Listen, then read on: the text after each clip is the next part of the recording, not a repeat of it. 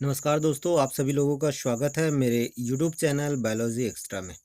दोस्तों, एक बार फिर मैं हाजिर हूँ एक नए वीडियो के साथ और आज का हमारा वीडियो है क्लास 12th बायोलॉजी के यूनिट फर्स्ट रिप्रोडक्शन से, जिसका चैप्टर 2 है और टॉपिक है माइक्रोस्पोरोजेनेसिस।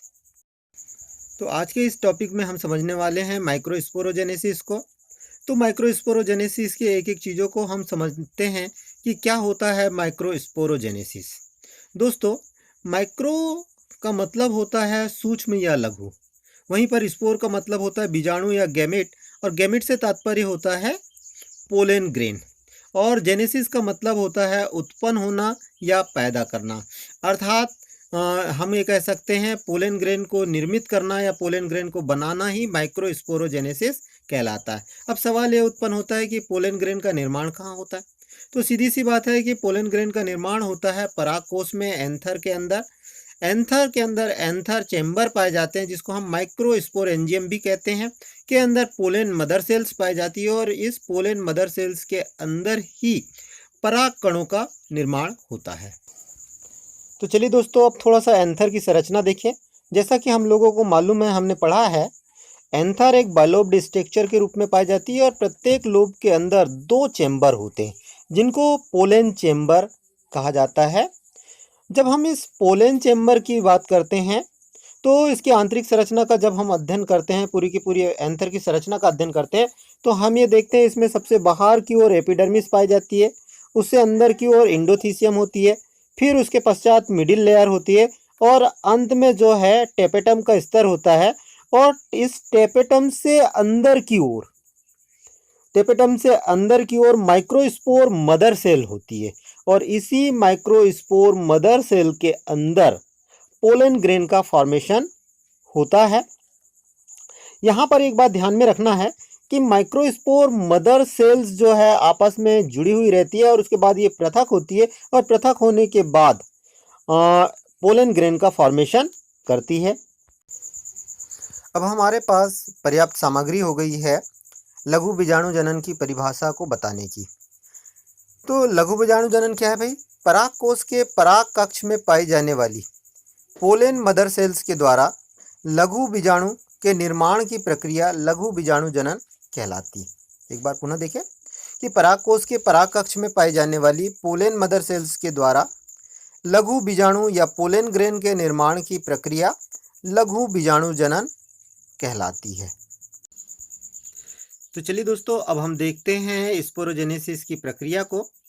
पहले हम इसे थोड़ा सा थ्योरेटिकल समझते हैं, फिर उसके बाद इसको जो है वो डायग्रामेटिक समझेंगे। दोस्तों, जैसा कि ये जो डायग्राम देख रहे हैं, डायग्राम ये एक एंथर से का है। इसमें हम ये देख रहे हैं कि एपिडर्मिस से नीचे की ओर हाइपोडर्मिस कोशिकाएं पाई जाती है और इन्हीं हाइपोडर्मिस कोशिकाओं में से कुछ कोशिकाएं अलग आकार की होती, क्योंकि इनका जो साइटोप्लाज्म है वो डेंस प्रकार का होता है। इन कोशिकाओं को आर्कियोस्पोरियल सेल्स या आर्कियोस्पोरियल इनिशियल्स कहा जाता है। ये आर्कियोस्पोरियल सेल्स जो है विभाजन के द्वारा 2 प्रकार की कोशिकाएं निर्मित करती है। बाहर की ओर पेराइटल सेल्स, या जिसको हम प्राथमिक भित्ति कोशिका कहते हैं, जबकि अंदर की ओर प्राइमरी स्पोरोजिनस सेल्स या प्राथमिक बीजाणुजनक कोशिका कहते हैं। दोस्तों, पेराइटल सेल्स जो है periclinal and anti periclinal division के द्वारा 3 से 5 स्तरीय भित्ति का निर्माण करती है और यही भित्ति जो है एंथर वाल का निर्माण करती है, परागकोश के दीवार का निर्माण करती है। अब वहीं पर जो प्राइमरी स्पोरोजिनल सेल्स है वो माइटोसिस सेल डिवीजन के द्वारा स्पोरोजिनस सेल्स का निर्माण करती है, बीजाणुजनक कोशिका का निर्माण करती है, जिसको हम माइक्रोस्पोर मदर सेल्स भी कहते हैं। ये माइक्रोस्पोर मदर सेल्स आपस में जुड़ी होती है, जो बाद में पृथक हो जाती है और पृथक होकर जो है वो पोलन ग्रेन का निर्माण करती है। यहाँ पर ध्यान में आपको ये रखना पड़ेगा कि स्पोरोजिनस सेल्स जो है अर्धसूत्री विभाजन के माध्यम से ही पोलन ग्रेन का निर्माण होता है, अर्थात जो पोलन ग्रेन बनते हैं वो हैप्लॉइड होते हैं।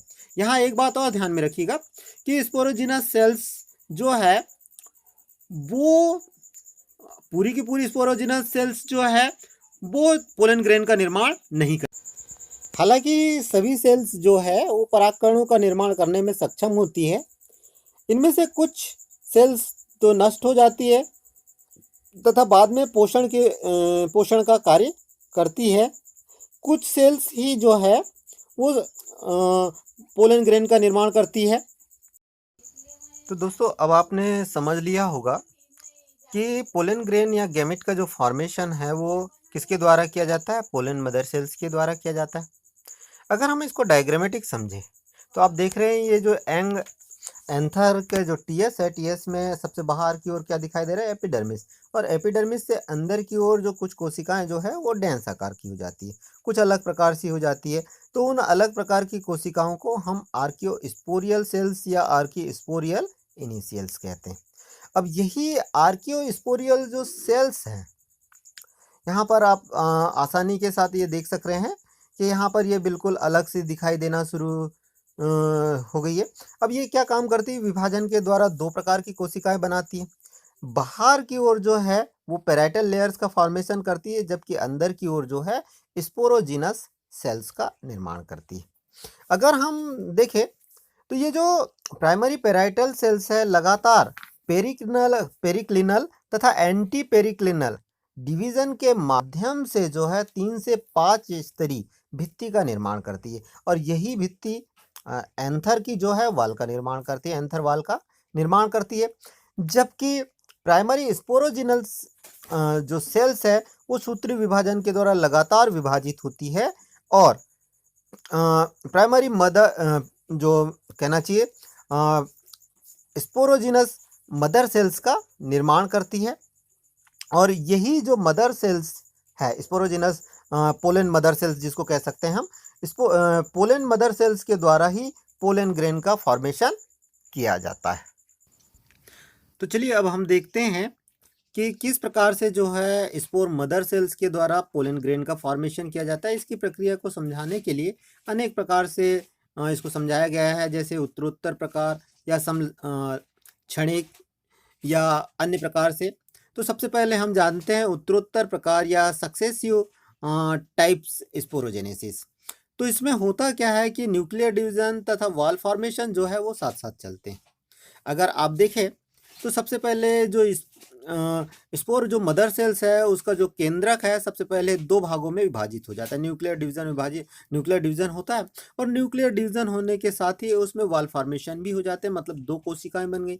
अब इन दोनों कोशिकाओं का जो केंद्रक है पुनः विभाजन के द्वारा दो और कोशिकाएं बनाती है, मतलब चार कोशिकाएं बन गई और चारों कोशिकाओं के बीच में जो है वो किसका निर्माण हो गया, वॉल फॉर्मेशन हो गया, अर्थात 4 हैप्लाइड संरचना का निर्माण हो गया। अब ये चारों हैप्लाइड संरचनाएं एक दूसरे से पृथक होकर जो है वो पोलन ग्रेन की तरह कार्य करना शुरू कर देती है। दूसरे प्रकार से स्पोरोजेनेसिस की बात करें तो जिसको हम समक्षणिक या युगपत प्रकार भी कहते हैं। इस प्रकार से के स्पोरोजेनेसिस में न्यूक्लियर डिवीजन पहले होता है तथा बाद में वॉल फॉर्मेशन होता है। दोस्तों इसमें होता यह है कि जो स्पोरोजिनस मदर सेल्स है सबसे पहले विभाजन के द्वारा दो केंद्रक बनाती है और ये दोनों केंद्रक पुनः विभाजन के द्वारा 4 केंद्रकों का निर्माण करते हैं और इसके पश्चात जो है इनमें वॉल फॉर्मेशन होता है। एक अन्य प्रकार से भी स्पोरोजेनेसिस की प्रोसेस होती है। इसमें स्पोर मदर सेल्स में होने वाला जो फर्स्ट एवं सेकेंड डिवीजन है वो ट्रांसफर्स होता है, जिसके फलस्वरूप जो है 4 पराग कणों का निर्माण होता है जो कि लाइनर टेट्राड के रूप में होते हैं, जो एक दूसरे से पृथक होकर स्वतंत्र पोलन ग्रेन के रूप में कार्य करते हैं। तो दोस्तों इस प्रकार से आपने स्पोरोजेनेसिस की प्रोसेस को देखा, लघु बीजाणु जनन की प्रोसेस को देखा। उम्मीद करूंगा कि यह वीडियो आपको पसंद आएगा।